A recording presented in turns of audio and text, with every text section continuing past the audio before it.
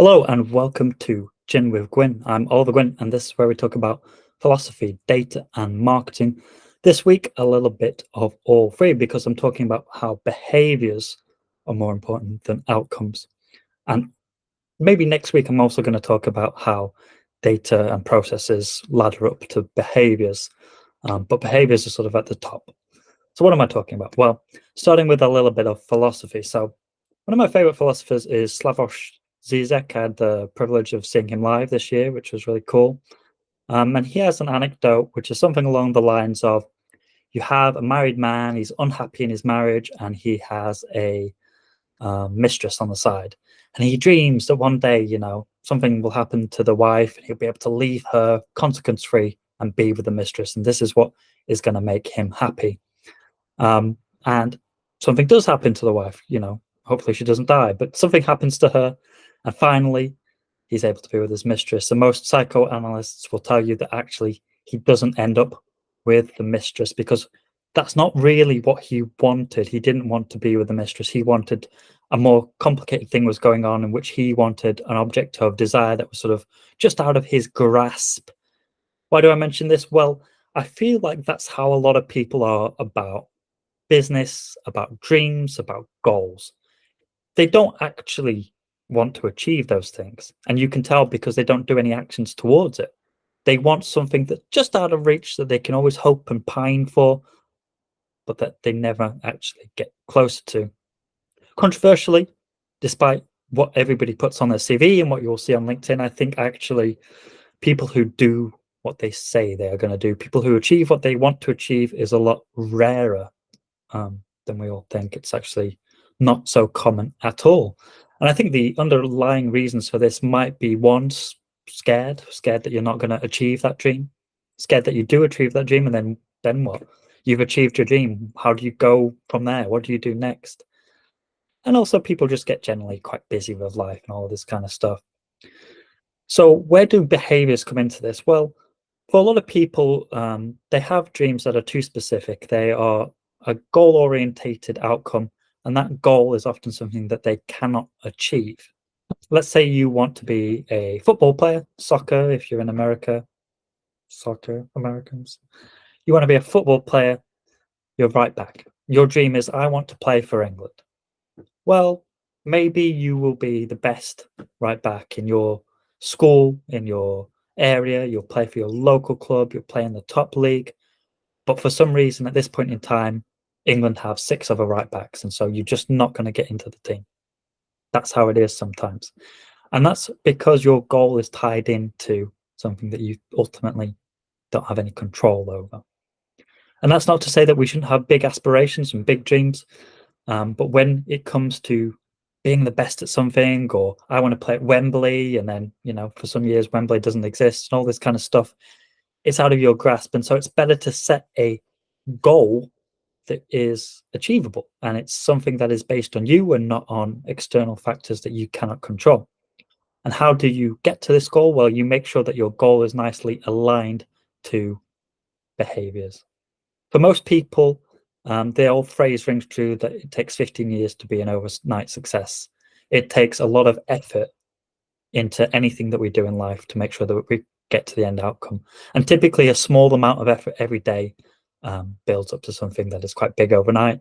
And suddenly it seems as if you've achieved something, when in reality, something quite boring and mundane has happened, which is every night for an hour, you sit and write that book. And at the end, hey, I've got a book and it's come out. And it seems as if this thing is sort of materialized from nowhere, but that's rarely the case. I think it's very true of relationships as well. We put in a lot of effort into, for example, getting married. You take somebody for amount of time, you put in effort, and you have to continuously put in effort over time to get to that end point where you are ready to marry somebody. But effort and behaviors, weirdly, in the business world, it's not something that a lot of companies preference. We have KPIs, we have goals, we have things that we cannot control, and that never really made sense to me. Perhaps the biggest and most guiltiest area that this is true in is sales. Your sales target is 12 million this year, or whatever it might be, and you've got to hit that target. Okay. What does that mean, though? What are the consequences of that? You might think that it's going to improve, motivate people to go and get those sales no matter what. But a good salesperson probably is going to do those things anyway. So are you really motivating them above that? And if you're giving them commission, they're definitely motivated whatsoever. So it doesn't really make any sense. And ultimately, when it comes to sales, there's a lot that you can't control. You can't control somebody else's budget, how they're feeling, if they like your company, all this kind of stuff that is out of your control. And so it makes a lot more sense to me to reward behaviors. So, okay, your behavior might be, I want you to at least contact 50 companies every week, 50 companies a week. Make sure you're going out there and putting out our name there. And obviously, I want you to get better over time in converting these people. And that's a behavior. That's something that they can do every day. It's something that is easy to monitor. You've got the data there. And obviously, you want them ultimately to convert sales. But if you've got the underlying behaviors in place, then you can start to think about improvements. How do you do that behavior in a better way? What's the process around that? What's the data that informs that? Which maybe I'll come into next week.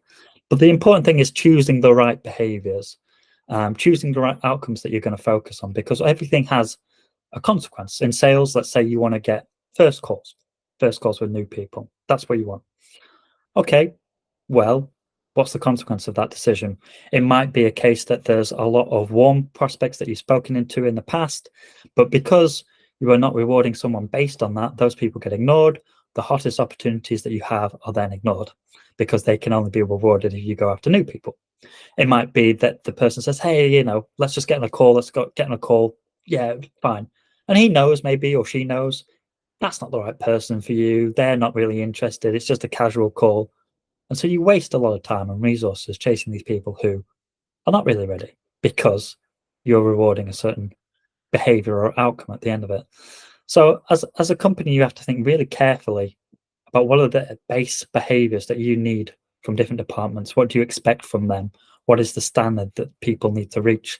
And that you reinforce and reward those behaviors rather than focusing too much on outcomes that certainly people can't control. Because when something happens and it's out of people's control, you might think it's an excuse, and in some cases it can be.